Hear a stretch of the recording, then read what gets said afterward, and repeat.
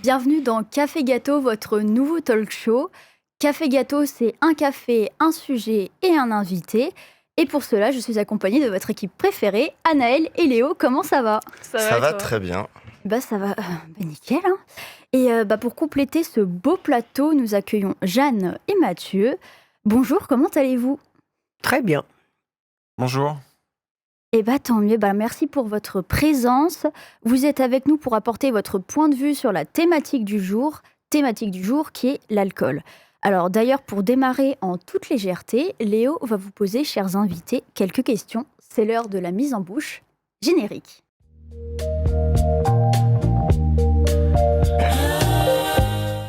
Alors déjà, je vais vous demander, c'est ce que je demande à chaque fois, donc qui êtes-vous et présentez Alcoolique Anonyme. Donc bonjour, je m'appelle Mathieu, je suis alcoolique. Le mieux c'est que je vous lise la définition des alcooliques anonymes. Les alcooliques anonymes sont une association de personnes qui partagent entre elles leur expérience, leur force et leur espoir dans le but de résoudre leurs problèmes communs et d'aider d'autres alcooliques à se rétablir. Le désir d'arrêter de boire est la seule condition pour devenir membre des AA. Les AA ne demandent ni cotisation ni droit d'entrée. Nous finançons par nos propres contributions. Les AA ne sont associés à aucune secte, confession religieuse ou politique, à aucun organisme ou établissement. Ils ne désirent s'engager dans aucune controverse. Ils n'endossent et ne contestent aucune cause. Notre but premier est de demeurer abstinent et d'aider d'autres alcooliques à le devenir. D'accord, merci pour cette définition. Et donc j'aimerais savoir comment vous avez pris contact avec du coup Alcoolique Anonyme. Comment ça se passe la première prise de contact ? Donc moi je m'appelle Jeanne et je suis alcoolique. Alors ma première prise de contact a été, j'ai téléphoné à une permanence et on m'a simplement dit qu'il y avait une réunion le soir même. Mais je suis allé à cette réunion et après si je vous raconte la suite tout de suite ou plus tard. Non, pourquoi pas, parce que c'est intéressant. Parce que là, pour moi, j'avais pas un problème d'alcool, j'avais des problèmes tout court. Et j'ai découvert dans cette réunion que j'avais un problème d'addiction énorme à l'alcool. Et c'est là que j'ai découvert que j'avais un problème d'alcool. C'est-à-dire, tout ce qui était mes souffrances, je ne peux pas dire autre chose, ont été mises en mots. Voilà, tout simplement. Okay. Mais après, j'aimerais quand même faire un tout petit préambule par rapport aux alcooliques anonymes. Je voudrais juste vous lire un tout petit truc. Voilà, la consommation de vin des Français est en baisse depuis les années 60, mais l'alcool reste la substance psychoactive la plus consommée en France. La maladie, car l'alcoolisme est une maladie, demeure et les conséquences sont dramatiques. Accidents de la route, violence, problèmes de santé, drames familiaux, conjugaux, difficultés professionnelles, sociales, désespoir, tentatives de suicide. L'alcoolisme est un mal profond qui s'insinue et consume progressivement la personne qui en souffre dans tous les domaines de sa vie. Là où l'alcool semblait une solution magique pour soulager une souffrance, une angoisse, l'alcool finit par tout détruire et se révèle être le seul problème. Il est possible de s'en sortir et pas seul. Ça me résume, ça. Puisque pendant des années, je disais, j'ai des problèmes, donc je justifiais ma prise de boisson en disant que j'avais des problèmes, et j'ai compris après que j'avais des problèmes parce que je buvais. C'est aussi simple. Donc c'est vraiment un truc, on tourne en rond. C'est un cercle vicieux. C'est ça, c'est un cercle vicieux. Et pour s'en rendre compte, pour faire quelque chose, parce que pendant 10 ans, c'était génial, je gérais tout. Mais plus le temps passe, plus je consommais, moins je gérais. Et à un moment donné, soit je peux pas dire autre chose, soit j'en crevais, soit je m'en sortais. Je suis pas allé de bon cœur chez les alcooliques anonymes. Voilà, c'était vraiment là, comme si j'allais voir un marabout ou quelque chose dans ce genre. Voilà. Et donc, vous avez parlé des réunions. Comment ça se passe, les réunions ? Parce qu'il y a toujours le cliché des réunions qu'on... Oui, bonjour, je m'appelle Jeanne et je suis alcoolique. Dans toutes les séries américaines, on le voit, enfin voilà. Donc effectivement, c'est comme ça, je me présente dans la réunion comme alcoolique. Après, ce sont que des réunions de partage, c'est pas des thérapies de groupe, c'est absolument pas ça. Moi, je ne peux parler que de moi, de mon expérience, ce que j'ai vécu, comment j'ai arrêté. Quand un nouveau arrive, Hein, je transmets ce que j'ai vécu.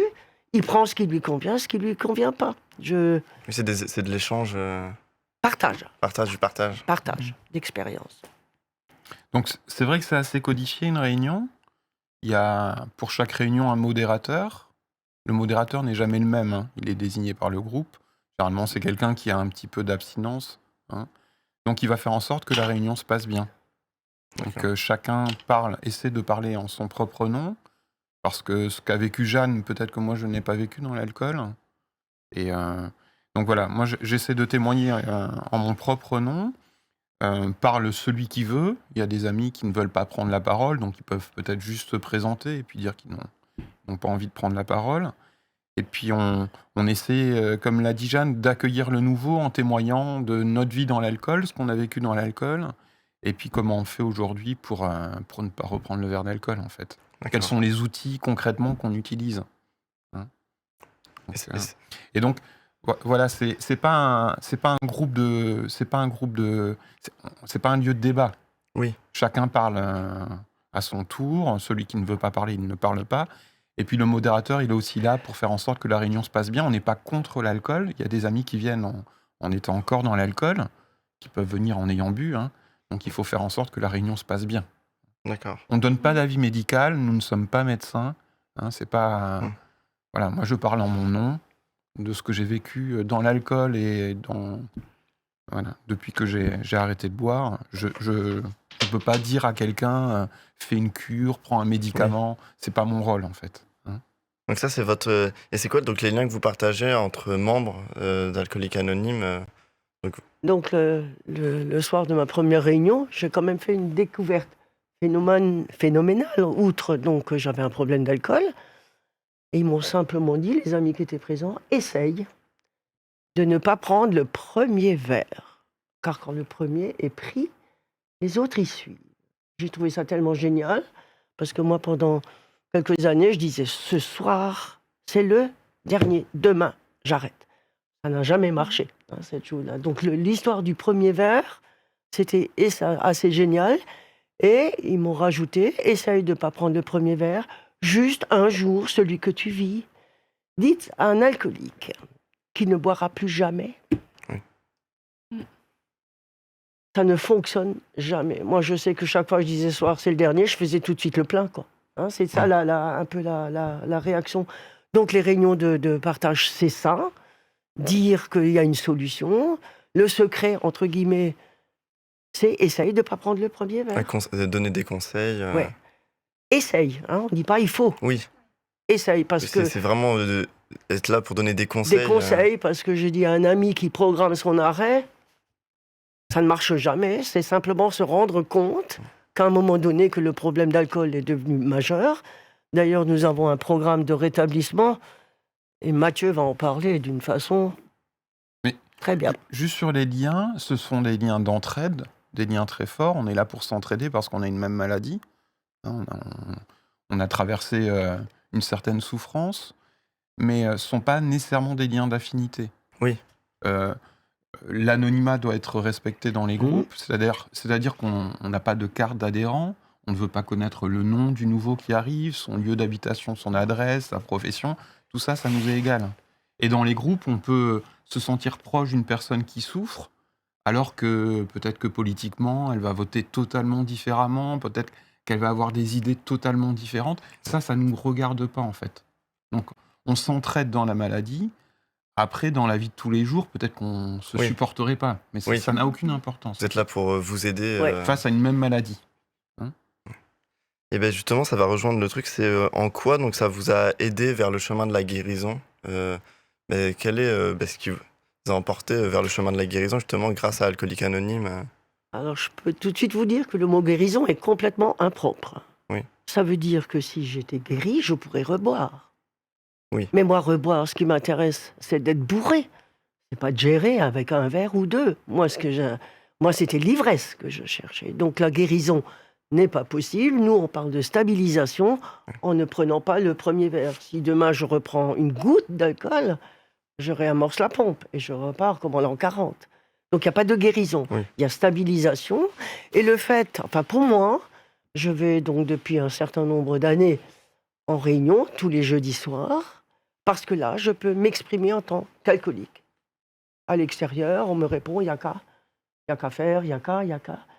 Tous les amis que je connais ont des angoisses ou des difficultés ou des peurs qui ne sont pas comprises par le, je ne veux pas dire le monde civil, mais les non-alcooliques, voilà, c'est ça.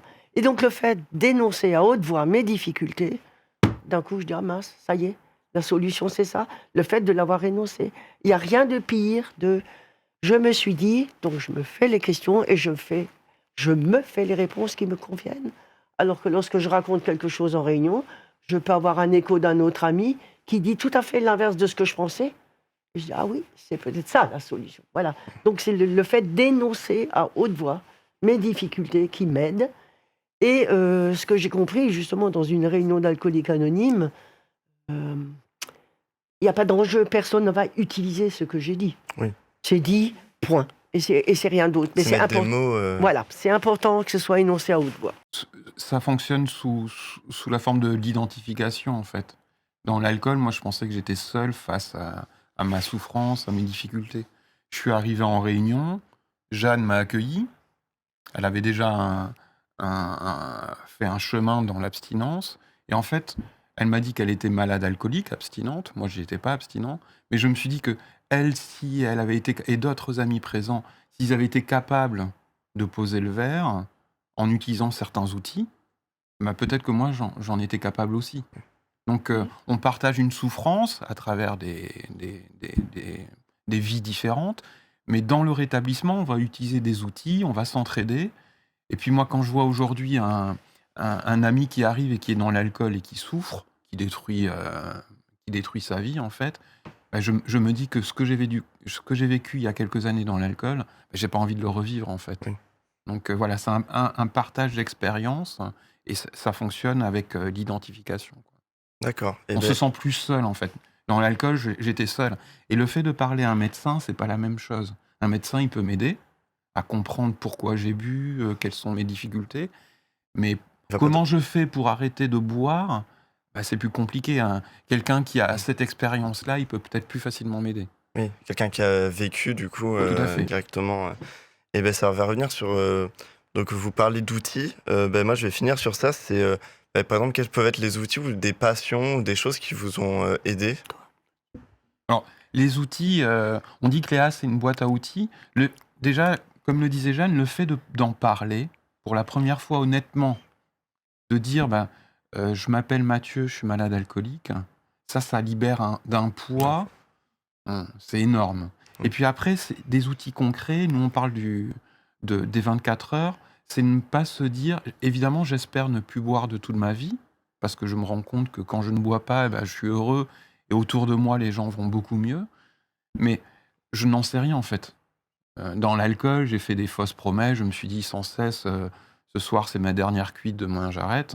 Là, j'en sais rien. Peut-être qu'un jour, je rechuterai. Je ne l'espère pas de tout mon cœur, mais j'en sais rien. Donc, on essaie de rester dans nos 24 heures. Ce que j'ai fait hier, je ne peux pas le changer. Ce qui va arriver demain, j'en sais pas grand-chose. Donc, je reste sur aujourd'hui et je me dis, juste aujourd'hui, je concentre toute mon énergie sur le fait de ne pas reprendre juste le premier verre. Donc, dans l'alcool, c'était le dernier verre. Aujourd'hui, c'est mon dernier verre. Demain, j'arrête.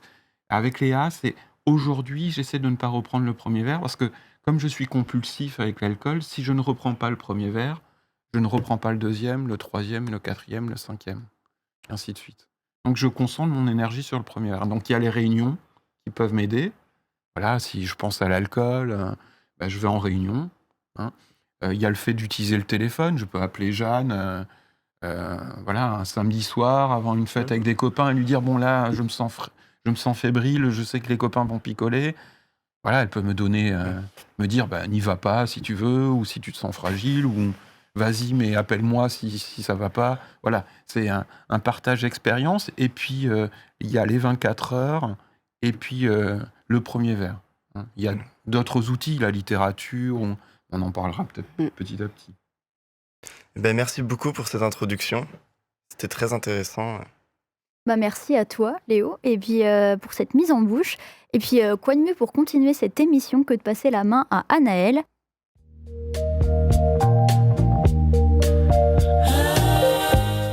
Alors oui, donc il n'y a pas que nos invités à qui on pose des questions. Nos auditeurs aussi ont pu s'exprimer à travers des questions que je leur ai posées via les réseaux sociaux. Donc la première était donc quel est ton rapport à l'alcool pour introduire tout ça? Donc premier vocal. Quel est mon rapport, à l'alcool? Ça fait un peu question métaphysique, grande question. Je dirais que mon rapport à l'alcool, il est assez connecté à la notion de festivité.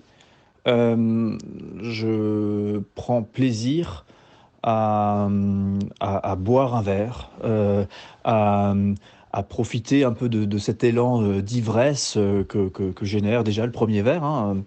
Pas besoin d'en avoir beaucoup, hein. À profiter de cette petite ivresse que procure l'alcool et à faire vivre des temps de convivialité, de rire entre amis, en famille. Ou dans un couple, voilà, une petite soirée romantique, etc. Donc moi, j'avoue que même si je sais que l'alcool c'est un produit dangereux et que je sais que l'alcool c'est un produit qui fait des ravages et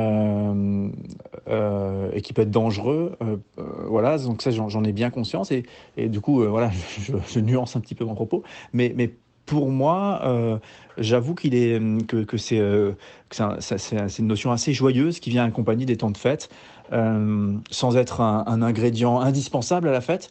C'est un ingrédient qui rajoute une touche un petit peu tout à fait fleurie. Voilà, et là on parle vraiment des effets de l'alcool, mais pas des effets de l'alcool à outrance. On parle des effets de l'alcool qui mettent un petit peu de joie, un peu de folie, un peu de rire dans les conversations qui restent maîtrisées tout de même. Donc voilà mon rapport à l'alcool. Je dirais que ça veut dire pour moi un peu festivité. Donc comment est-ce que vous réagissez à ce témoignage d'abord? Moi, en gros, j'ai bu pendant 20 ans, de 15 à 35. Les 10 premières années, festif, génial, je gérais. Sauf qu'au début, à 15 ans, et quand j'ai 25, c'était de moins en moins festif. C'était encore festif, mais je ne riais plus tellement, quoi. Entre 10 et 15 ans d'alcool, là, la descente a commencé, tout doucement. Et entre la 15e et la 20e, ça a été l'enfer total. Voilà, donc c'est 20 ans d'alcool, donc c'est festif, je pense, pour tout le monde qui commence à boire, quoi. Sauf que c'est pas quand il dit, l'auditeur qui dit un verre, là, je mettrais 10 ou 15. Voilà, donc ma consommation a tout de suite été extrêmement importante, mais j'étais plutôt fière de tenir, quoi, on va dire ça comme ça. Quand il y a des amis qui tombaient, je disais, quand on ne sait pas boire, on s'abstient. Je mettais ça au niveau d'un savoir, quoi, pour voir dans quel état d'esprit j'étais. Et c'est vrai qu'à l'époque, j'avais juste des problèmes d'argent parce que je dépensais beaucoup, mais tout était là. Donc c'était festif aussi pour moi au départ. Et les alcooliques anonymes, ils ne sont pas contre l'alcool, hein. On ne fait pas de prévention. On s'adresse très rarement à des jeunes pour leur parler des dangers de l'alcool. Nous, on s'adresse aux personnes qui pensent déjà avoir peut-être un problème avec l'alcool, qui sont dépendants de l'alcool. Moi, à la maison, ma compagne, elle boit gentiment, un verre de vin de temps en temps. Voilà, elle n'a pas de problème avec l'alcool, je ne vais pas lui demander d'arrêter de boire.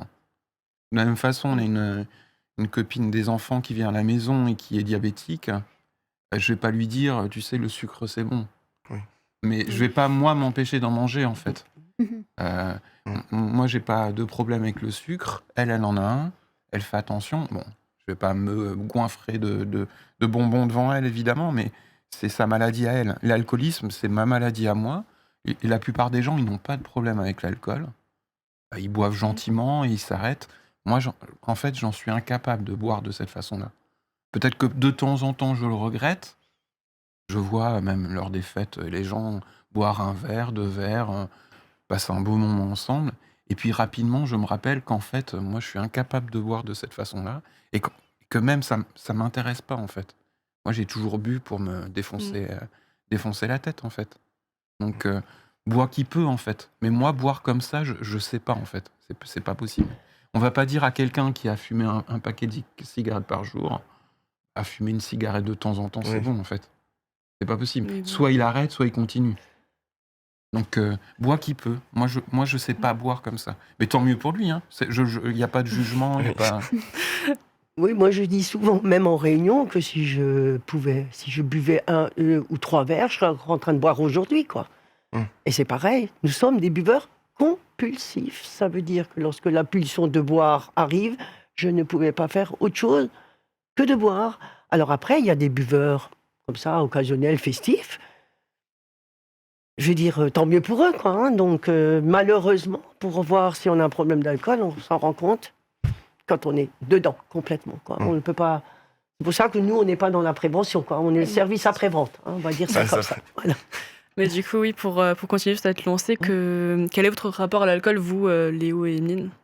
Bah, moi, c'était un peu la même chose. Et encore, je sais que souvent, c'était les soirées qui commencent, lycée, tout ça, où on boit. Et souvent, moi, j'ai remarqué que j'ai commencé par...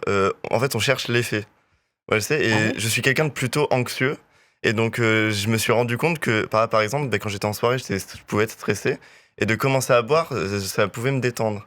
Et c'est là où, du coup, j'ai commencé à avoir peur. Parce que je me suis dit, si...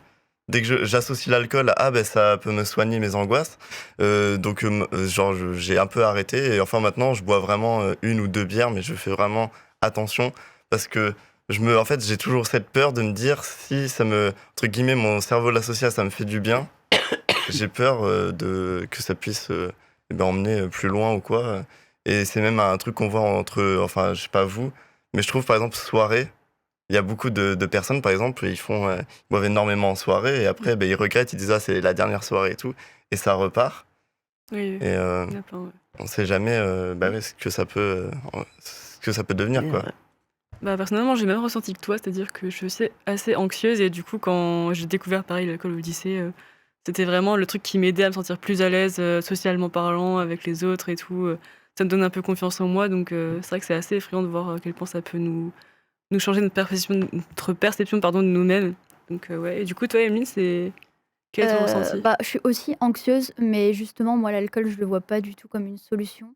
Parce qu'il y a aussi les remarques, justement, si on est un peu anxieux et qu'on boit, ah bah t'es plus sympa quand t'es comme ci, quand t'es un peu plus détendu. Et sauf que je pense que ça peut justement créer un cercle ultra vicieux en se disant, bah finalement, c'est pas si sympa de me dire que je suis mieux sous Mm. l'effet d'alcool et que ça fait partie de notre personnalité, de notre caractère d'être un peu anxieux. Du coup, moi, les soirées, j'avoue que c'est pas trop mon truc. Donc déjà, de base, Mhm. c'est pas un truc où au lycée j'y allais ou quoi que ce soit. Donc ça, contrairement à vous, voilà, j'avais pas ce même ressenti. Après, moi, mon rapport à l'alcool, c'est un peu une bière de temps en temps quoi, avec mes parents, parce qu'on aime bien, quoi. Mais ça s'arrête souvent là. Et puis, au niveau des fêtes, pour moi, c'est pas entre guillemets une obligation. Je peux très bien faire la fête sans alcool. Je l'associe absolument pas, quoi. Du coup, tu as dit un truc qui rejoint parfaitement la prochaine question, c'était par rapport à la pression qu'on pouvait subir vis-à-vis de l'alcool. Donc en fait, la deuxième question que j'ai posée aux auditeurs, c'est as-tu déjà subi une quelconque pression sur le fait de consommer de l'alcool, par exemple en soirée, au repas de famille, etc. Donc on peut lancer le deuxième vocal.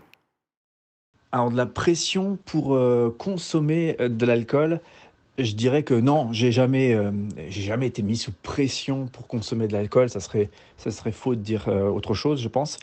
Par contre, oui, j'ai déjà été intégré à des cercles, à des soirées où voilà, c'était un peu anormal de boire. On était jeunes et cetera.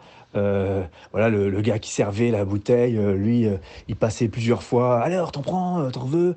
C'était pas de la pression, mais c'était un truc, voilà, qui fait dire que, ah, si tu prends pas un verre encore, tu un peu rabat-joie. Voilà, on va dire ça comme ça. Si tu prends pas un verre supplémentaire, tu es un peu rabat-joie et c'était ça la pression que peut-être j'ai pu, «subir» entre guillemets ou peut-être même faire subir, à certains égards, hein, dans ces fêtes, jadis étudiants et tout ça. Avec le recul, je me rends compte effectivement voilà, je me rends compte que c'est une forme de pression que je trouve pas chouette.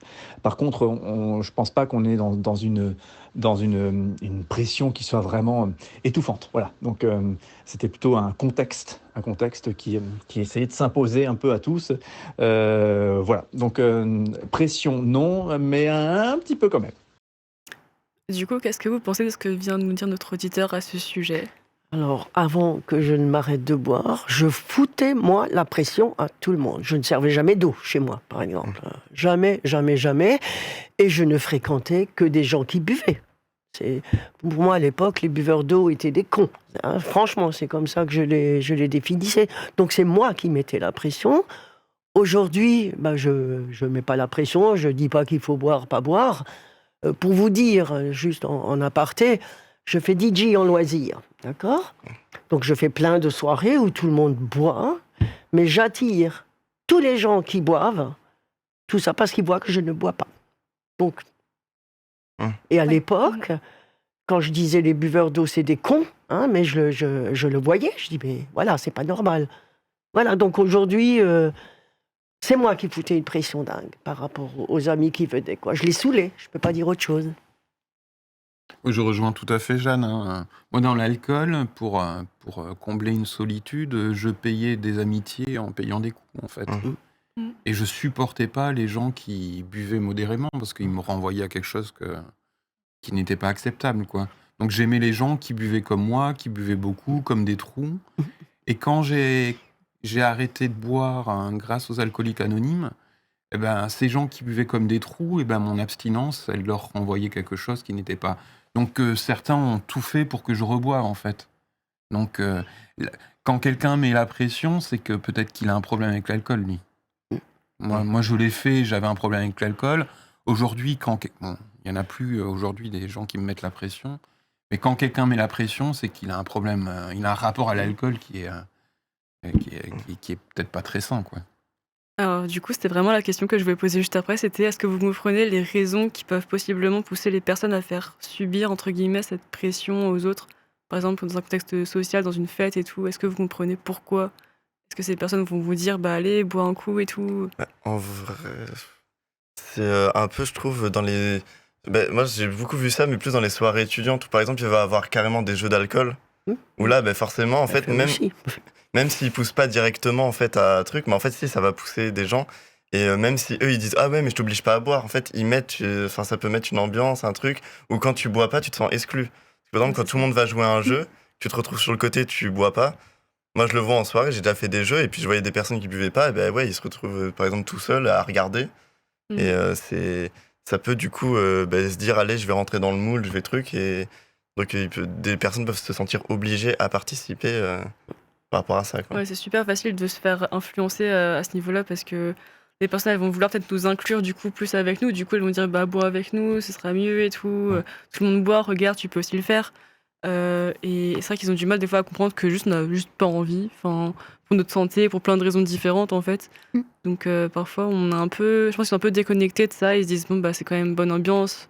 Et des fois c'est aussi un peu minimalisé, je pense. Mais ça rejoint l'aspect fête, parce que souvent c'est tellement associé alcool-fête que ceux qui boivent pas, on se dit bah ils peuvent pas faire la fête, ils peuvent pas s'amuser. Et ouais, ça, aussi. C'est vrai. Je vais juste vous raconter une petite anecdote. Ça, c'était au début de mon abstinence. Je croise un pote qui me dit oh, c'est mon anniversaire aujourd'hui, fais-moi plaisir, prends un verre avec moi. Et je lui réponds, au bout de 4-5 secondes, non. J'étais obligée de faire toute une gymnastique mentale. C'est-à-dire, boire un coup, lui faire plaisir à lui et moi crever, là, le non, il sortait. Parce qu'au départ, je me sentais un peu handicapée de ne plus pouvoir boire un coup avec les potes ou faire partie d'eux ou être dans le moule. Mais comme ce qui était plus fort, c'est que je ne voulais pas reprendre ce premier verre, c'était cette gymnastique que j'utilisais à chaque fois au début, lui faire plaisir et moi crever, choup, la balance remontait et le non sortait. Aujourd'hui, c'est automatique. Hein, c'est comme disait Mathieu, je suis pas anti-alcoolique, bois qui peut. Moi, j'ai décidé de pas boire, quoi. Hein. Mais c'est vrai que socialement, c'est compliqué au début et c'est les difficultés qu'on rencontre chez les nouveaux. Qu'est-ce que je dois faire dans une soirée où je suis invité ? Alors, on a des trucs chez les alcooliques anonymes, c'est-à-dire prendre un verre, mettre de l'eau dedans, personne n'ira voir ce qu'il y a dedans. Oui. Si vous vous baladez sans verre, allez, voilà, c'est ça, c'est des petites techniques quoi, hein, qu'on arrive à mettre en place, quoi. C'est vrai, il faut être dans le moule. Enfin, moi, j'ai commencé à boire, même pas au lycée, quoi. Je buvais déjà chez moi. Hein, mais après, c'est vrai que faire partie d'eux. Hein. Donc c'est important. Et même si vous racontez à un jeune ado qui a des dangers, à 18 ans, vous vous en rendez pas compte. Moi, si on m'avait dit c'est clair. que j'aurais un problème d'alcool, j'aurais rigolé, quoi, hein, franchement. Donc, ouais. Ouais, c'est vrai qu'à Ouais. l'adolescence, pardon. Oui. Ouais, mais je vois ça en soirée. Nous Mais- c'est ce qu'on essaie de faire aussi. Par exemple, ceux qui boivent pas, par exemple, quand on fait des jeux, par exemple, je vais dire des jeux d'alcool, par exemple pyramide, bière pong, des choses comme ça. Et ben, en fait, on inclut des verres sans alcool pour ceux qui boivent pas, pour du coup que Ça- les gens se ça, mettent c'est dedans. Ouais. Bah, non, mais en fait, on fait ça parce que après, je sais pas si c'est vraiment mes potes ou quoi, ou alors c'est peut-être notre génération, mais en tout cas, nous, il y a de moins en moins de personnes qui consomment de l'alcool. Je vois, ou alors c'est peut-être parce que je grandis, mais. Bah, moi, c'est pareil. En tout cas. Enfin, au fil des années, c'est pareil. Ouais. Au début, c'était vraiment au lycée, tout le monde buvait de façon générale. Mais à partir des études supérieures, il y a quand même en plus un respect envers les personnes qui ne Ouais, veulent pas c'est ça. boire, des Ouais. trucs comme ça. C'est Oui. ok, bah, tu prends ton soda si tu veux. Parce qu'il y a une voilà. sorte d'évolution, on se rend compte qu'en fait, c'est pas une obligation. Oui. Un truc, on est adolescent, on se dit, bah, c'est peut-être un peu, pas obligatoire, on va dire, mais il y a ouais, on parlait justement de cette pression de boire, en mode, bah, t'es pas comme les autres, c'est un peu gênant. Au lycée, c'est encore une période où on évolue, on se dit, bah, je suis pas comme les autres, c'est un peu la honte, quoi. Et puis c'est Alors la que découverte pas aussi. forcément. Oui, voilà, c'est la découverte. Alors qu'on se rend compte en évoluant, bah, on connaît pas l'histoire des gens, donc on sait pas pourquoi ils ne boivent pas. Il y en a, c'est parce qu'ils aiment pas. Il y en a, c'est parce que, bah, pour des raisons religieuses. Enfin, il y a plein de choses, en fait. Et aussi, les gens, j'ai remarqué des gens, des fois, qui boivent pas. J'ai déjà entendu, bah, justement, des gens qui insistent un peu. Et ils sont là, oui, mais pourquoi tu bois pas? Et pour moi, la question ne se pose pas. S'il Bah, n'a pas ouais. envie de boire, c'est qu'il n'a pas envie de boire. Enfin, toi, il y a des choses, ok. On Mm. pose la question, Oui, t'as pas bah envie ouais. de te justifier, bah c'est pareil. Enfin, Puis c'est c'est- leur puis- vie, quoi. Enfin, Et puis c'est la découverte souvent, parce que c'est quelque chose de très facile d'accès. Et donc, en fait, les premières soirées, ben, forcément, on découvre les effets de l'alcool. C'est comme quand on est au lycée, ceux qui volent par exemple des clopes dans le paquet de leurs parents. En fait, c'est des choses, c'est tellement facile d'accès que Ouais. du coup, c'est un peu le premier truc qui vient en soirée quand on est jeune, et du coup, ça s'installe directement, quoi. Ouais, c'est ça, c'est aussi ce sentiment de se sentir un peu plus Ouais. adulte ou plus grand en faisant ça parce que Ouais, du coup, parce c'est un que truc d'adulte, c'est interdit Ouais. au moins de 18 ans. exactement, Donc, c'est le truc. on a envie de le faire. Tu et pourras le voilà. faire quand tu auras 18 ans, et du coup, Ouais, à c'est 18 ça. ans, on se dit, bon, bah, go. Sauf que, Mm. pas forcément C'est ça. besoin, quoi. Mais du coup, on va quand même passer à la dernière question que j'ai posée aux auditeurs. Donc, qui était connais-tu des personnes ayant un problème avec l'alcool, anciennement alcooliques ou en voie de guérison, et comment tu te sens vis-à-vis de cela? Donc, le troisième vocal. Alors non, j'ai jamais, tellement, côtoyé des personnes qui avaient un souci avec l'alcool, ou enfin un souci alcool au sens des alcooliques. Je crois pas avoir côtoyé des alcooliques, et quand je dis alcoolique, je pense à vraiment des gens qui sont sous l'emprise de l'alcool. Leur vie, se détruit à cause de l'alcool. Ils ne peuvent pas s'empêcher de boire. Je pense à ces alcooliques extrêmes, peut-être, qui, finissent par boire de l'alcool à brûler, ce genre de trucs. Voilà, ça j'ai jamais côtoyé de personnes qui étaient touchées par ça, qui étaient atteintes par ça. Voilà, dans la famille, chez les amis, c'est pas le cas. Par contre, je pense, un problème avec l'alcool, je sais pas si c'est un problème avec l'alcool, peut-être. J'ai côtoyé quand on était voilà, plus jeune, étudiant, des personnes qui buvaient beaucoup. Peut-être que ça serait le binge drinking. Donc, ils boivent beaucoup, énormément même, durant une soirée. Et vu qu'il y a 2-3 soirées par semaine, ça finit avec des gens qui sont complètement bourrés, 2 fois par semaine. Voilà, avec plus d'une bouteille de vodka qui part dans la soirée, dans la bouche d'une seule personne. Donc ça, j'ai connu. Et effectivement, ça questionnait à l'époque. Enfin, en même temps, c'était placé sous un étendard de la festivité, etc. Mais en même temps, et puis des coups d'éclat, des coups de folie, puis il n'y a jamais eu de problème particulier, quoi. Donc bon, voilà. Mais quand même, effectivement, ça pourrait, aujourd'hui, avec le recul, ça pourrait vraiment questionner. Après, ces personnes-là, que j'ai continué de côtoyer, n'ont pas eu de difficulté particulière à stopper ce mode de consommation et à passer à autre chose dans leur existence. Voilà, le temps de la jeunesse, des maux de crâne le lendemain, Voilà, c'est passé. Puis voilà, ces personnes-là n'avaient plus du tout envie de se lever le dimanche matin avec une tête comme une valise. Et voilà, et même si elles aimaient bien faire la fête, elles ont compris que ça, c'était beaucoup trop, quoi. Voilà, et que ça venait casser, mais plus un rythme de vie. Voilà, ça venait pas détruire leur vie, ça venait plutôt casser un rythme de vie et une capacité à construire quelque chose. Elles avaient envie de passer à autre chose et de bâtir quelque chose, plus que juste consommer de l'alcool et faire des fous, quoi. Voilà, donc oui, des gens, entre guillemets, si c'est ça un souci avec l'alcool, j'ai côtoyé. Mais c'est des gens qui n'ont pas eu tellement de difficultés à s'extraire de ça. Donc je ne sais pas si c'est ça, avoir un souci avec l'alcool. Donc, comment est-ce que vous réagissez à ça, vous? Déjà, bon, l'alcoolisme véhicule beaucoup de stéréotypes. On a toujours Mm. l'image de l'homme, le nez rouge, SDF. Nous, dans les groupes, on voit des personnes de toutes conditions sociales, des hommes, des femmes, un peu moins de jeunes, de moins de 30 ans, parce qu'on justement on fait pas de prévention. On dit qu'il y a un prix à payer pour arriver chez Léa, c'est avoir atteint son bas-fond. Mais il peut y avoir, je sais pas, des journalistes, des médecins, on en a vu dans nos groupes, des professeurs d'université, comme des balayeurs, etc. en fait. Donc l'alcoolisme, nous, on en a généralement, la société en a une image assez déformée en fait. On pense que celui qui est alcoolique, c'est celui qui est dans la rue Mm. avec le gros nez rouge. Et c'est pas ça en fait. On voit des femmes, on voit des hommes de toutes conditions sociales. Là, dans le monde, Léa ont à peu près 2 millions de membres, donc c'est pas anecdotique. Et puis je crois qu'on estime qu'en France, à peu près 10% de la population peut avoir un problème avec l'alcool. Donc Oui. des personnes qui ont un problème avec l'alcool, il y en a quand même pas mal en France. Mais c'est vrai que moi, dans l'alcool, je me sentais seul. Je j'avais pas l'impression d'avoir autour de moi des personnes comme moi. Voilà, c'est peut-être. Oui, je comprends le témoignage, mais aujourd'hui, je me dis qu'en fait, des personnes qui ont problème avec l'alcool, il y en a beaucoup, beaucoup. Ouais, Et en France, il y a une dimension culturelle avec Ah ouais. l'alcool. oui, c'est Et donc, clair que peut-être qu'on minimise un petit peu le problème aussi. c'est un pays qui est quand même habitué à normaliser, on va dire, le fait de boire de l'alcool. Donc, Ouais. Bah, On voit vous avez oui, ça. en partie de la soi. culture avec le vin et ce genre de choses, Bah, voilà. on a du mal à se dire que ça peut être quelque chose de mauvais Bah, c'est très ça, en rapidement. fait. Quand on décrit la Donc, France, l'un des premiers trucs qui vient, c'est le vin. Oui. C'est ça. Donc, Même Si Jeanne voulait réagir au témoignage ou si c'était... Oui, moi je voulais juste dire, là, ça c'était un vieil ami qui disait, la question est-ce que je suis devenu alcoolique en buvant ou est-ce que j'ai bu parce que je suis alcoolique? Et toute la question est là.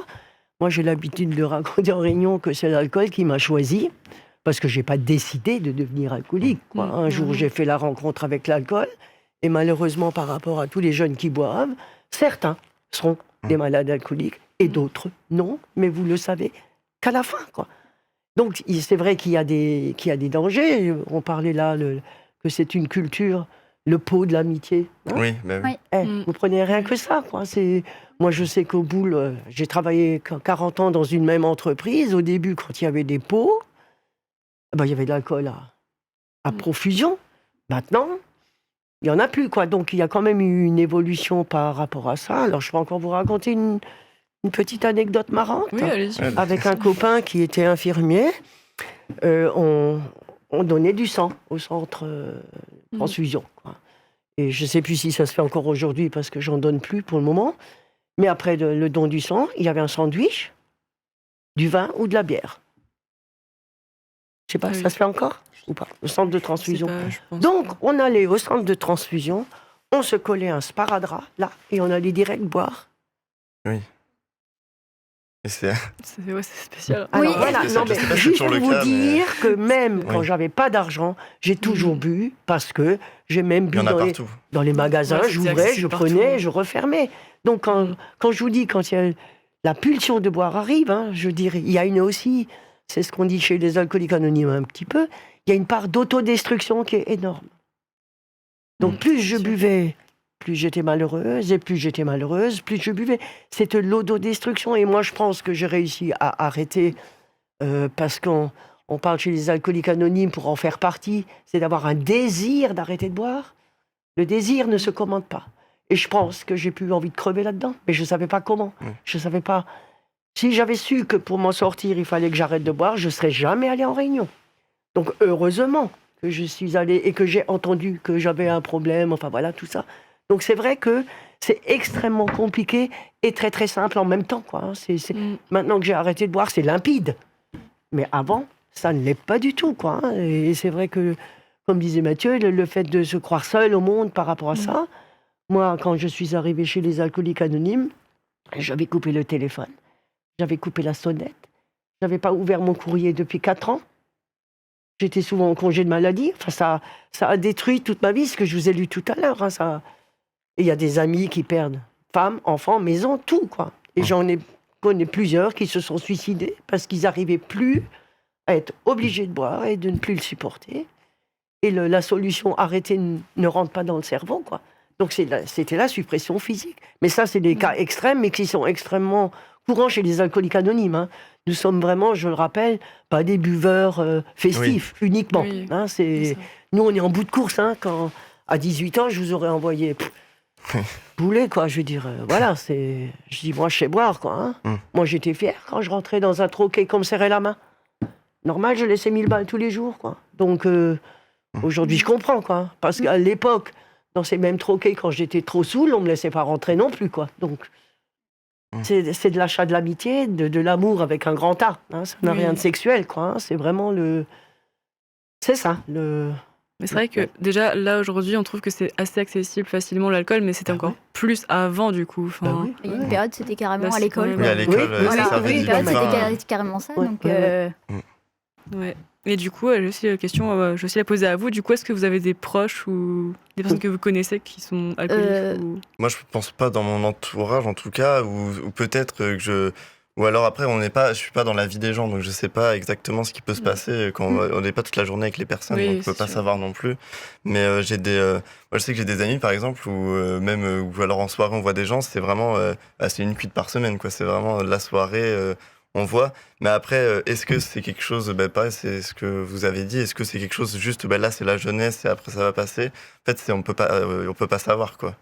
C'est tout le problème avec l'alcool.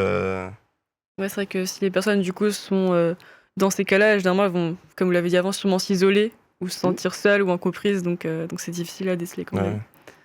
Donc, Et puis surtout, ça peut être, après, je sais pas, mais ça peut être des hontes où du coup, on n'est pas avec la personne. Donc, des fois, il y a des gens, on peut penser, c'est ce que vous disiez, de tout milieu social, de tout ça, donc on peut pas savoir, en fait, ce qu'ils font, par exemple, le soir quand ils rentrent chez eux. Nous, on peut les côtoyer qu'à des moments de la journée où, entre guillemets, ils sont bien, ils ont pas de problème avec ça, donc ça, c'est... Ouais, c'est difficile de se rendre compte de ce genre de choses. L'alcoolisme, c'est comme une prison où l'alcoolique est enfermé, ne peut pas en sortir, mais personne ne rentre non plus. Eh oui. Ça Personne n'y ferme, rentre. ça ferme Personne n'y rentre. socialement. Ouais, ouais. Et il y a un rôle des médias, il y a un rôle des professionnels de santé, des professionnels de justice, pour aussi médiatiser la maladie différemment. On le perçoit souvent comme une tare, comme une déficience personnelle, particulièrement en France, alors que c'est une maladie en fait. Moi, cette maladie, je ne l'ai pas choisie. Léa sont nés aux États-Unis. Aux États-Unis, on médiatise beaucoup plus le rôle des associations d'entraide. Je ne suis pas là pour parler uniquement, quoi. Voilà, je suis membre des Alcooliques Anonymes. Il n'y a pas de carte de membre. Je ne suis pas là pour vendre des cartes de membres. Mais aux États-Unis, même, on fait beaucoup plus le lien entre un problème judiciaire et la maladie alcoolique. Un juge, il peut proposer à quelqu'un qui a conduit en état d'ivresse d'aller voir une association d'entraide. En France, Léa interviennent en prison. On voit beaucoup de personnes incarcérées parce qu'ils ont commis des délits en état d'ivresse. Mais voilà, c'est une maladie. Je ne dis pas qu'il ne faut pas les condamner, mais il faudrait peut-être aussi les accompagner dans cette maladie. En fait, ce n'est pas une tare personnelle. Quelqu'un qui a un cancer, elle n'a pas choisi ce cancer. Elle peut en avoir honte et ne pas en parler, mais c'est une maladie en tant que telle. Moi, cette maladie, je ne l'ai pas choisie, j'y suis pour rien, en fait. Donc, le rôle des professionnels, c'est aussi de montrer que c'est une maladie et qu'il peut y avoir des solutions.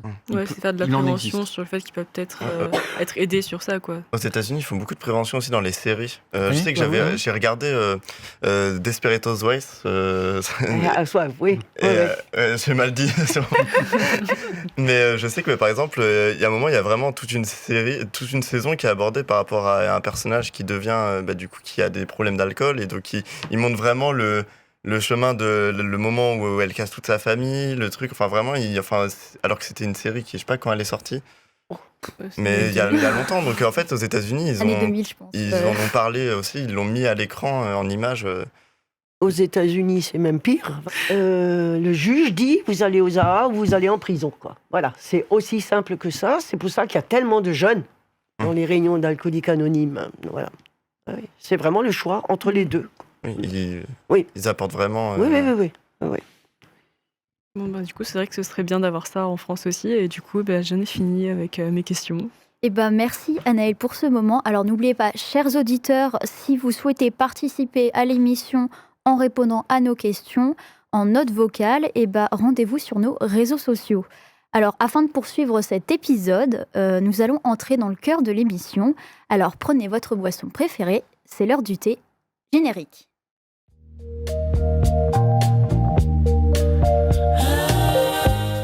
Alors, pour introduire cette partie de l'émission, je vais commencer par m'adresser à vous, Anaëlle et Léo, et par la suite, chers invités, je vous laisserai réagir.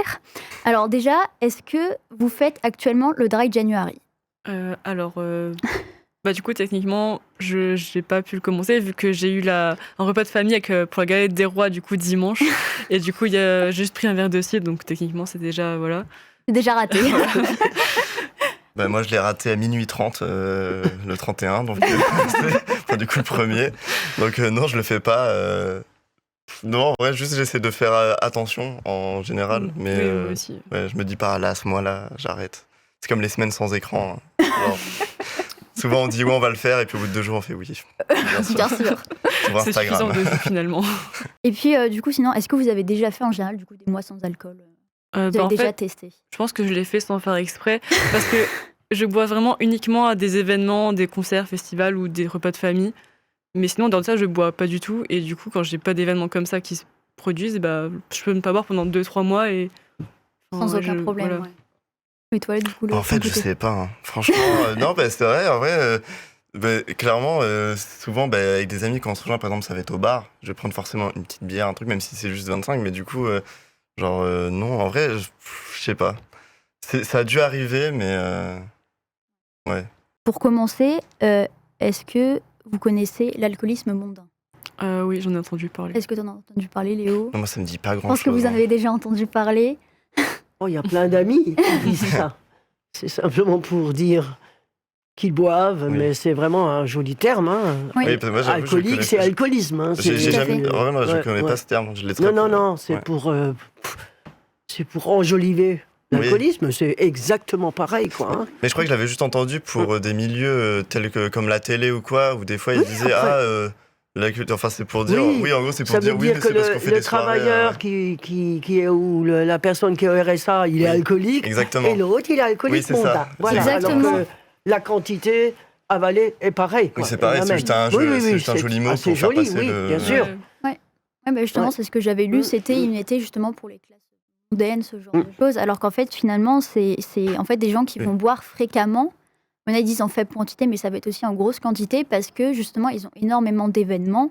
Et donc, ça peut être Et à la moyens. fin du... Voilà, Tout le monde, de toute exactement. façon, tout le monde est à la même enseigne quoi. Bah Et oui. c'est Du coup, surtout, c'est à la fin du travail parce qu'ils ont des événements, mais finalement, ça reste de l'alcoolisme. Nous, chez Léa, donc on ne fait pas de prévention. On dit qu'il faut avoir atteint son bas-fond.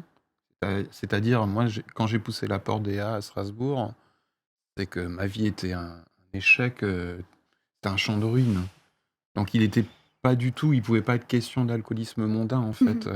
Les amis qui viennent, ils sont au fond du gouffre, ils sont dans une souffrance totale, ils ont presque tout perdu ou tout perdu. Donc il n'est plus question d'alcoolisme mondain. Peut-être que certains essaient de sauver un peu les apparences, mais bon, là, voilà, quand on pousse la porte des A, c'est que Oui. voilà. Bah, pour moi, l'alcoolisme mondain, c'est une forme de déni. Oui. Hein Je suis pas alcoolique, hein. Oui, voilà, c'est Je suis ça. mondaine, je suis mondain. Oui. Alors que, non, mais il faut être clair. Donc, c'est vrai qu'à 20 ans, et chez les étudiants, moi, je pense que c'est un phénomène de mode aussi. Hein. Si tu fais pas partie du clan de ceux qui boivent, ben, t'es exclu ou enfin, bien que je crois que les campagnes de communication commencent à faire leur effet. Justement, aussi, on va en quoi. parler juste Ça après. vient. Moi, j'ai l'impression. Oui. Mais n'empêche que... Voilà, enfin, je veux dire, c'est normal. De toute façon, il y a pas mal de jeunes qui arrivent en réunion, mais ils sont multidépendants. Ils fument, et voilà. Oui. Donc, c'est encore plus compliqué que ça, quoi. Hein. Voilà. Et puis justement, on parlait des jeunes et de l'alcool. En fait, dans des pays tels que la Suisse, la Belgique ou l'Allemagne, il est possible d'acheter et de consommer de la bière ou du vin à partir de 16 ans, alors qu'en France, c'est à partir de 18 ans, c'est légal pour acheter et consommer. Et puis aux États-Unis, l'âge, il est fixé à 21 ans. Du coup, je voulais savoir, en fait, qu'en pensez-vous pour vous si vous aviez la possibilité de déterminer un âge à partir duquel on aurait légalement le droit d'acheter et de consommer de l'alcool? Lequel serait-il? Est-ce que vous trouvez que dans certains pays comme la Belgique ou l'Allemagne, l'âge est trop, enfin, c'est trop jeune, qu'en France on est limite et qu'aux États-Unis c'est un peu trop? Alors déjà, je ne peux pas parler au nom d'Léa, puisque Léa n'endosse et ne conteste aucune cause. Moi, j'ai commencé à boire... j'ai eu un rapport à l'alcool très tôt, bien que je buvais les alcools forts de mes parents en cachette vers 12-13 ans. Je ne sais pas si une législation aurait changé quelque chose, en fait. Ok. Donc, Mm. mais ça, c'est mon avis personnel. On le voit sur l'alcool en France, il y a des jeunes qui n'ont pas 16 ans et qui boivent. Sur la cigarette, c'est pareil. Peut-être que ça serait utile, mais ça, j'en sais rien, c'est au-dessus de mes... Je sais pas. Je pense que celui qui est malade alcoolique, de toute façon, Il boira. il boira. Hein. C'est un peu retardé le problème parce qu'au Oui. final, Oui, il y a des personnes qui vont pouvoir. Tu peux se procurer de l'alcool de différentes manières. Et même, je trouve, ça peut même freiner le fait d'en parler. Parce que du coup, vu que c'est, entre guillemets, ils n'auront pas l'âge pour le truc, il y en a, ils vont justement pas en parler par peur de, je peux pas en parler, je peux encore 21 ans, tout ça. Mais en fait, retarder l'âge, je trouve, c'est vraiment... Mais Il y a aussi énormément de soirées sponsorisées par Oui. des marques d'alcool. Quoi. Oui, ça, c'est Bah, vrai. il y a une Ouais. marque célèbre qu'on ne prononcera pas, Elle mais est la jaune, bouteille hein. verte Elle- aussi. Ah, verte. Il y a aussi une D'accord. fameuse bouteille verte aussi qu'on voit beaucoup dans Ouais. beaucoup Mais moi, d'événements. je vois- qui sont- Ouais, donc, Rien que dans le c'est ça. sport, hein, rien que dans le sport, moi, je suis beaucoup la NBA. La NBA est sponsor NC. il y a aussi des alcooliques en Belgique et en Suisse, parce qu'il y a des, Ouais, Oui. des groupes alcooliques anonymes. anonymes en Belgique et en Suisse. Hein. Donc, Oui. ça résout pas tout. Peut-être, Ouais. bon, ça peut peut-être aider, je sais pas. Ça peut peut-être Mais- limiter certains, mais c'est sûr. Mais je pense que quand on regarde l'âge légal aux États-Unis qui est de 21 ans, est-ce que les adolescents boivent moins qu'ici? Je pense pas. Oui. Donc Oui. je pense que Puis même ça a peuvent prendre vraiment autre pas chose, forcément un gros Ça impact sur dépend ça. de son éducation, Sauf sa qu'aux culture, de plein de États-Unis, choses. bon, à part New York, ils ont une autre façon de boire. Parce qu'il n'y a pas des brasseries Oui. ou Oui. des troquets à tous les coins de rue comme ici.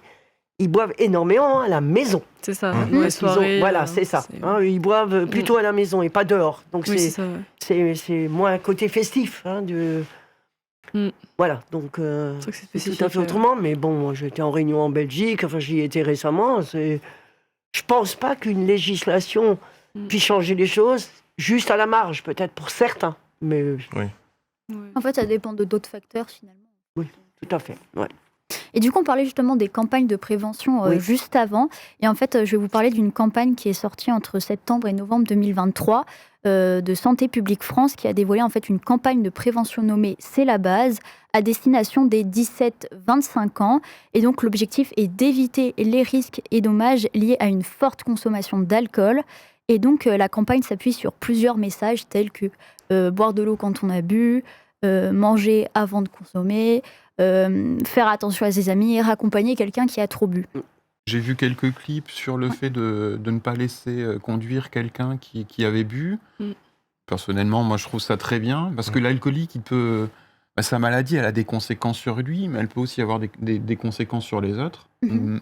Essayer que l'entourage essaie de ne pas laisser conduire quelqu'un Mm. qui a Ouais. bu, ça me semble normal. C'était très fort, ça. J'ai trouvé... alors, je sais plus à quelle époque c'était, mais le truc du SAM. Ouais, bah ça c'est- tourne toujours. Ouais, c'est vraiment... ouais. ça, en tout cas, ça, moi, je sais que ça m'avait marqué quand j'avais vu ça. C'est même devenu un peu une expression, faire le SAM. Ouais, ça me... C'est quoi Mm. En gros, faire le SAM, c'était à Ouais. l'époque, c'était. C'est celui qui conduit, Ouais, enfin, celui qui c'est celui conduit qui ne ne boit boit pas. Ouais. Ouais, Et du ouais. coup, en fait, quand on fait une soirée, on se dit on va désigner un SAM, et le SAM, c'est celui qui va c'est pas boire pour Ouais. conduire après. Ça, c'était C'est pour ça vraiment, je qu'on dit trouve, que une c'est un campagne SAM. qui était très. En fait, ils ont mis vraiment un mot, le SAM, et Mm. du coup, c'était très marquant. C'est comme la trouvé. phrase quand on tient à quelqu'un, on le retient. retient. En période des fêtes, c'est comme 2 verres par jour, mais pas tous les jours. Enfin, il y a plein de phrases comme ça en Ouais. France. Ça, je sais que quand j'étais jeune, ça marque, quoi. À la télé, quand on Ouais. a des choses comme ça. Surtout sécurité 2 routière. verres tous les jours, mais pas tous les jours. Ça marche pour les gens qui n'ont pas Oui. un problème d'alcool. Bah oui. C'est ça, Mm. le truc, quoi. C'est... Bah oui. Ou comme, du coup, là, Ouais. cette campagne, s'il y a des trucs, vous buvez, mais un verre d'eau, oui, enfin, ils disent de. Moi, la campagne de pub qui me remonte à quelques années, pas de pub, de prévention, qui m'avait marqué, c'était un mec dans une soirée d'entreprise et tout, et qui se saoule. Et après, c'est « tu t'es vu quand t'as bu ». Vous l'avez jamais vu, celle-là? Oui, si, Oui, si. c'est Alors ça. celle-là, je la effectivement. trouvais beaucoup plus... Hein, quand Forte. t'es bourré, que tu titubes, enfin que tu... Mm. et que tu racontes n'importe ça, c'était marquant pour moi. Mais le fait de ne pas conduire, moi j'ai dû rouler bourré, hein. J'ai jamais eu de pète. J'ai eu beaucoup de pètes, mais pas de personnes, quoi, de tôle, quoi. Hein. Donc, boire ou conduire, il faut choisir. Ben, j'ai arrêté de conduire. Hein. Mm. Après, à un moment donné, j'avais une moto, je roulais en moto, enfin c'était de la folie, quoi. Mm. Aujourd'hui, je sais qu'à l'époque, j'étais assassin en puissance, quoi. J'aurais pu tuer quelqu'un. Ça m'est jamais arrivé. Mais je connais des amis qui ont eu des pètes. Enfin, je veux dire, c'est compliqué, hein, je veux dire, dans le sens... je pense qu'il y a aussi les lobbies des vignerons et tout, les marques derrière. Oui. Hein. C'est clair que s'ils voulaient interdire l'alcool, ils auraient ça. Mais ce qui prend énormément d'ampleur, j'ai écouté une émission là sur France Inter il y a 2 jours, c'est maintenant toutes les bières et tous les vins sans alcool. Oui. Oui. Et il y a une addictologue qui a dit ça, c'est génial. Moi, j'ai un avis un tout petit peu plus nuancé. Moi, je connais beaucoup d'amis chez les AA, donc ils sont des alcooliques. Vous prenez une boisson sans alcool, vous buvez mentalement. Bah oui. Et après, vous passez au vrai pour avoir l'effet de nouveau. Donc, Oui. c'est archi compliqué comme problème, quoi. Et je répète, c'est malheureusement à dire, on sait qu'on a un problème d'alcool, mais après, jamais avant, jamais avant. Mais le fait de faire des campagnes de prévention, c'est très bien, parce qu'il y a quand même des jeunes qui se rendent compte, hein, ou soit qu'ils boivent trop, ou qui arriveraient sans doute à se limiter ou à boire moins. Ça, c'est clair. Mais pour quelqu'un qui a un problème, là, vous prêchez dans le désert. Et en parlant de désert, si vous êtes perdu dans le désert, j'ai jamais rencontré un alcoolique qui a bu par soif. Hein. Si Oui. vous êtes perdu dans le désert, vous rêvez de quoi? De boire de l'eau Ouais. ou de boire... Bah, de hein. l'eau. Ben voilà. Chez A, on ne fait pas de prévention, mais par contre, la presse, historiquement, a eu un rôle majeur pour le développement des A. Aux États-Unis, il y a eu des articles dans la presse. Il y en a un qu'on cite souvent dans l'histoire des A, c'est celui de Jack Alexander. Et puis en France, c'est en 59 ou en 60, c'est le journaliste Joseph Kessel ouais. qui était parti aux États-Unis pour connaître les A et qui a écrit des articles dans France Soir qui ont fait connaître les A et ont permis la naissance du mouvement en France. Il y a un livre d'ailleurs de Joseph Avec les Kessel alcooliques anonymes, ouais. qui s'appelle. Mm. Donc les médias, ils ont un rôle. Mais nous, on ne fait pas de prévention, en fait. On n'est pas contre l'alcool. On fait connaître la maladie alcoolique et comment nous, on fait en sorte de ne plus boire. Et du coup, j'avais une dernière question pour vous, chers invités. C'était, pour conclure l'émission, c'était est-ce que vous avez un dernier message positif à faire passer à nos auditeurs?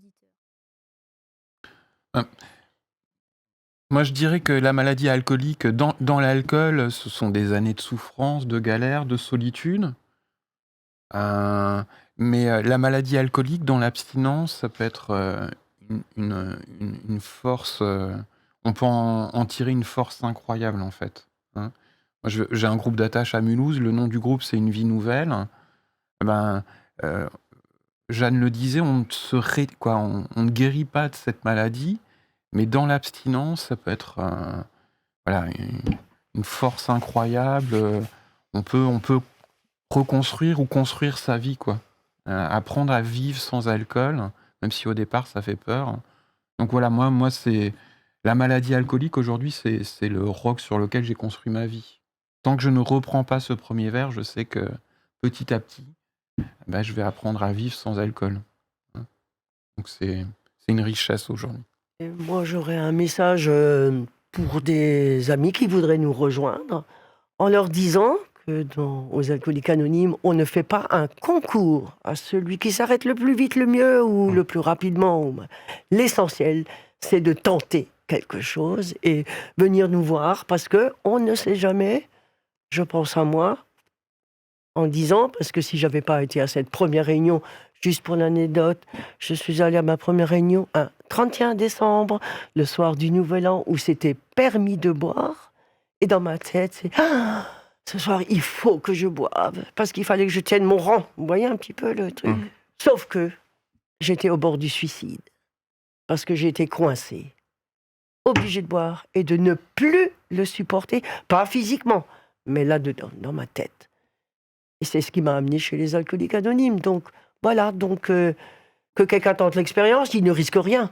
Tout au plus, il perd 1 heure dans sa vie, quoi. C'est rien d'autre. On fait de l'information aussi. Voilà. Le plus important face à la maladie, je pense, c'est de ne pas rester seul.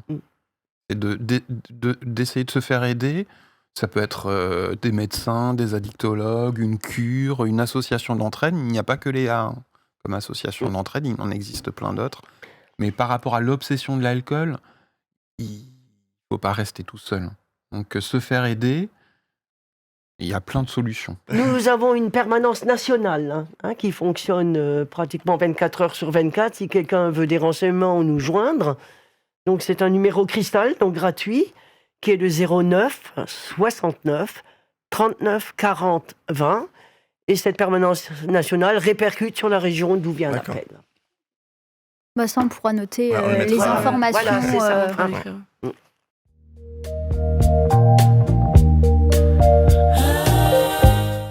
C'était Café Gâteau. Merci de nous avoir écoutés. Merci à nos invités Jeanne et Mathieu d'être venus. Merci à Anaëlle et Léo encore pour cette émission. Et nous, on se retrouve très bientôt pour un nouvel épisode. N'hésitez pas à nous rejoindre sur nos réseaux sociaux pour plus de contenu. Et vous pourrez, je vous le rappelle, nous envoyer vos messages vocaux pour les prochaines émissions. Bonne semaine à tous. À la prochaine. À la prochaine. À la prochaine. Merci à vous. Au revoir.